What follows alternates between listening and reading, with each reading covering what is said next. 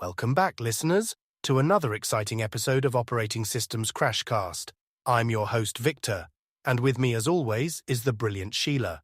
We're continuing our journey through Season 1, which provides an overview of operating systems concepts. We're currently in Chapter 1, Introduction, and today we'll be diving into Section 1.3, Computer System Architecture. That's right, Victor. In our previous episodes, we covered what operating systems do and the basics of computer system organization. Today, we're going to build on that knowledge and explore the various architectures that shape modern computer systems. This is crucial for understanding how operating systems interact with different hardware configurations. Absolutely, Sheila. Before we jump in, let's start with our quiz question for the day. Listeners, here's what I want you to think about. What's the main difference between symmetric multiprocessing and asymmetric multiprocessing? Keep that in mind as we go through today's episode, and we'll reveal the answer at the end. Great question, Victor. Now, let's begin by setting the stage with some fundamental terminology. When we talk about computer system architecture, we're referring to the overall design and structure of a computer system, including how its components are organized and interact with each other. That's right, Sheila. And it's important to note that the architecture of a system can greatly influence how an operating system is designed and functions. Let's start with the simplest architecture, the single processor system. The classic. Single processor systems were the norm for many years. In this architecture, we have one main CPU that's responsible for executing instructions and controlling the entire system. The operating system in this case is designed to manage resources for this single processor efficiently. Exactly. Think of it like a kitchen with just one chef. Everything has to go through that one chef, from prep work to cooking to plating. It's straightforward, but can become a bottleneck as demands increase. This is why we've seen a shift towards more complex architectures in recent years. That's a great analogy, Victor. As computing needs grew, we saw the rise of multiprocessor systems. These systems have two or more processors, each capable of executing instructions independently. This is where things get interesting for operating systems because now they need to coordinate tasks across multiple processors. Indeed, and this is where we encounter two main types of multiprocessor systems: symmetric multiprocessing, SMP, and asymmetric multiprocessing.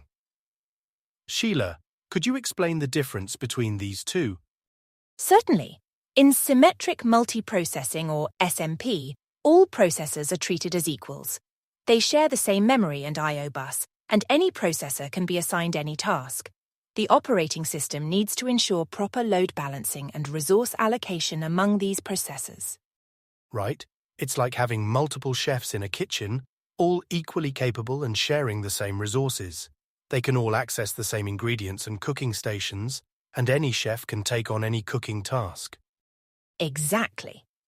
On the other hand, asymmetric multiprocessing assigns specific tasks to certain processors. One processor, often called the master processor, is in charge of allocating tasks to other processors, which are sometimes referred to as slave processors. To continue our kitchen analogy, this would be like having a head chef who assigns specific tasks to sous chefs. The head chef might handle the main courses while delegating appetizers and desserts to other chefs. That's a great way to visualize it, Victor. Now let's talk about a more recent development in computer architecture: multi-core processors. These are single computing components with two or more independent processing units called cores, which can read and execute program instructions. Multi-core processors have become increasingly common in personal computers and even smartphones. They offer improved performance without the need for multiple physical processors. From an operating system perspective, a multi-core processor is treated similarly to a multiprocessor system, with each core being seen as a separate processor. Exactly, Victor. The advantage here is that communication between cores is faster than between separate processors, as the cores are on the same chip. This allows for more efficient parallel processing of tasks. Now let's move on to distributed systems. These are collections of independent computers that appear to the user as a single coherent system. Sheila, can you elaborate on this? Of course. Distributed systems are fascinating because they can span anything from a few computers in the same physical location to millions of devices spread across the world. Each computer in a distributed system has its own local memory and runs its own operating system. These systems communicate with each other through various communication lines, such as high-speed buses or telephone lines. That's right. A great example of a distributed system that many of our listeners interact with daily is the Internet. It's a massive distributed system where millions of computers work together to share information and resources. Absolutely. And operating systems for distributed systems need to handle additional challenges, such as networking protocols, data consistency across multiple machines, and handling failures of individual components without bringing down the entire system. Indeed. And finally, let's touch on clustered systems. These are a specific type of distributed system where multiple computers work together as a single system. Clusters are typically used to provide high availability or high-performance computing. That's correct, Victor.